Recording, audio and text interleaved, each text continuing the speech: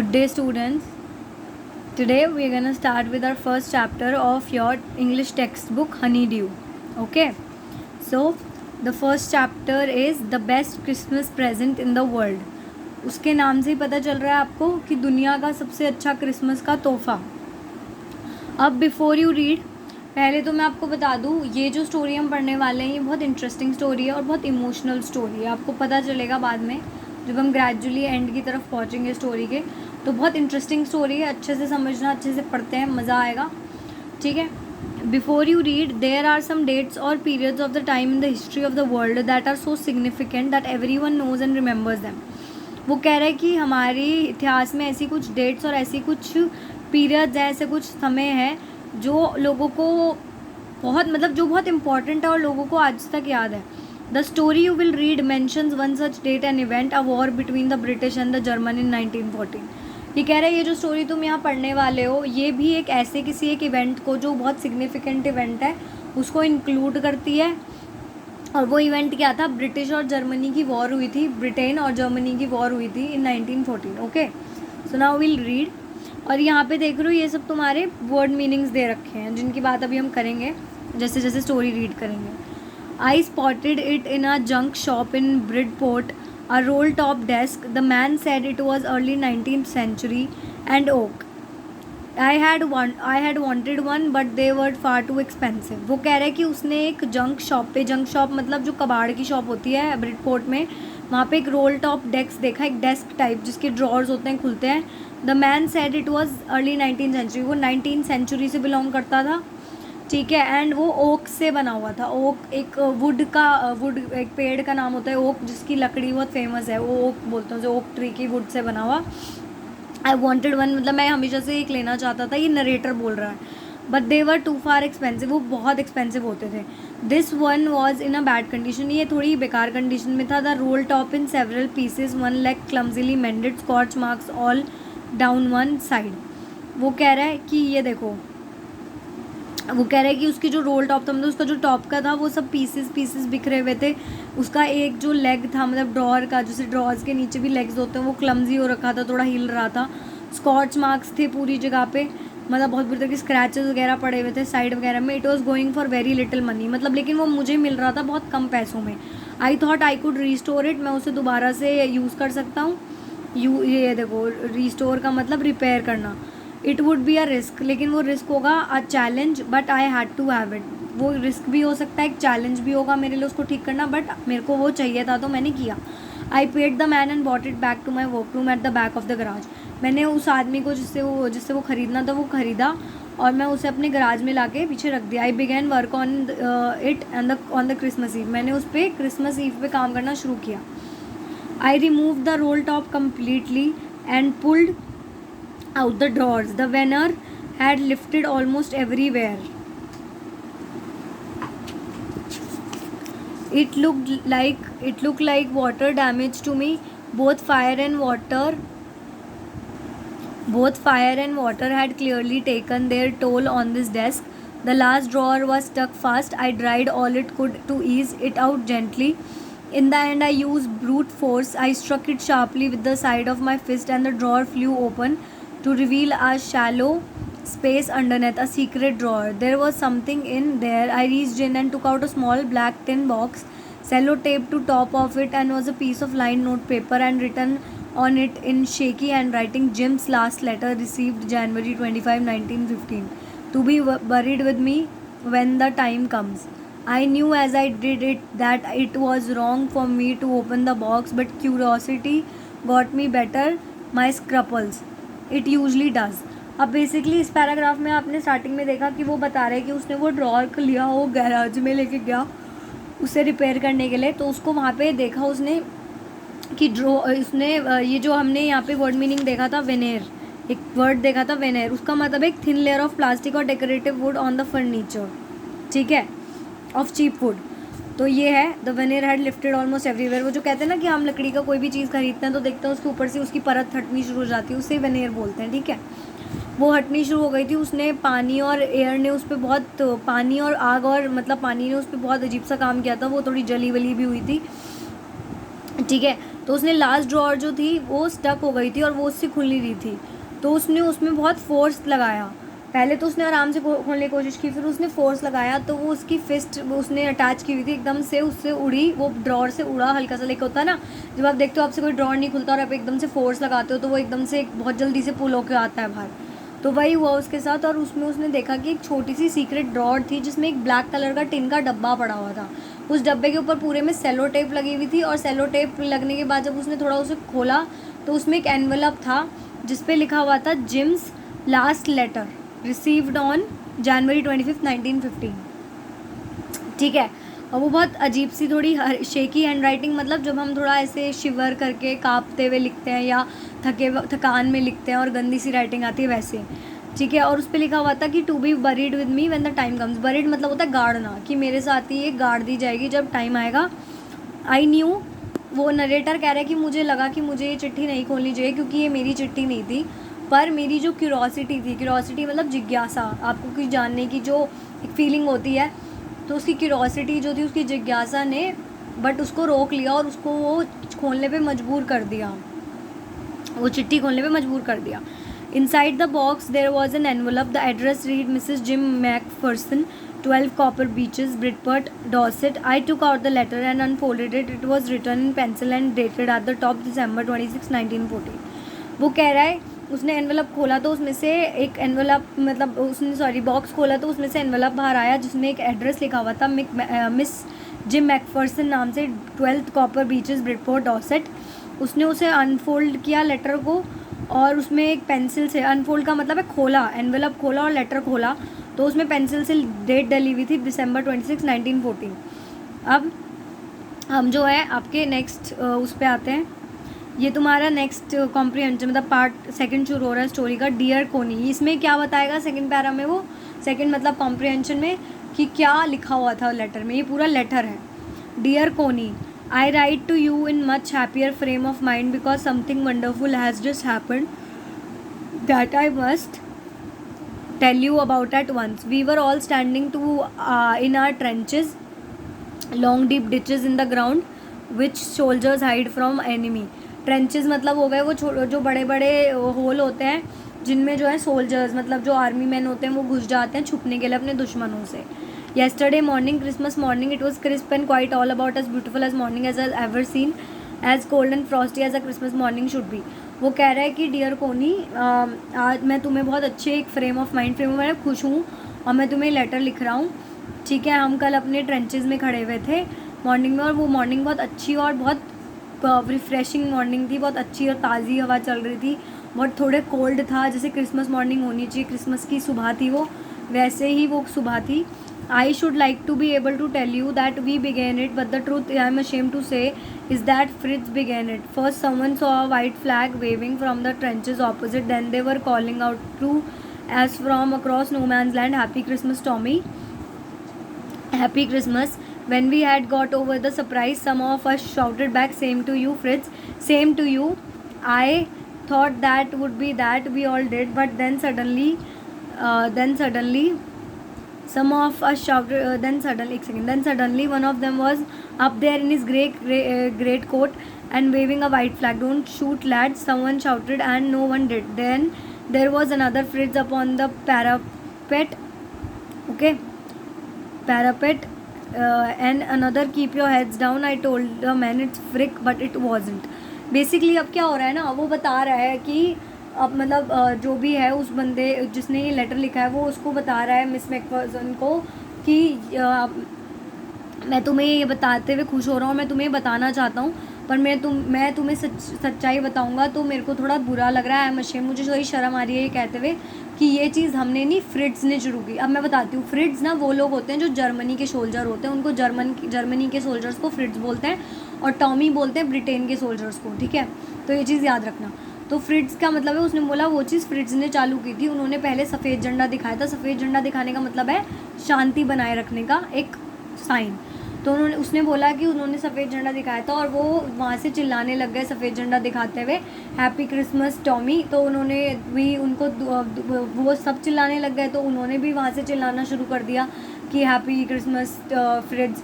फिर ऐसे ऐसे कर करके क्या हुआ कि उन्होंने बोला कि अपनी गन नीचे रखो, शूट मत करना और सर नीचे रखो एंड मतलब अपना हेड डाउन कर लो। और वो लोग क्रिसमस की बधाइयाँ देने लग गए एक दूसरे को, लेकिन उन्हें लगा था, ब्रिटेन के सोल्जर्स को लगा कि वो एक ट्रिक है, बट ऐसा नहीं था, वो ट्रिक नहीं थी, वो जेन्युइनली बहुत खुश थे और एक दूसरे को क्रिसमस विश कर रहे थे। One of the German was waving a bottle above his head, it is Christmas day Tommy, we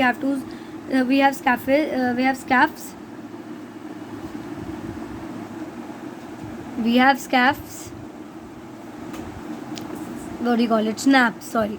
We have sausage, we meet you. Yes, by the time there were dozens of them walking towards us across no man's land and not a rifle between them. Little Private Morris was the first up. Come on, boys, what are we waiting for? And then there was stopping them. I was the officer. I should have stopped them there and then, I suppose, but the truth is, never even occurred to me I should.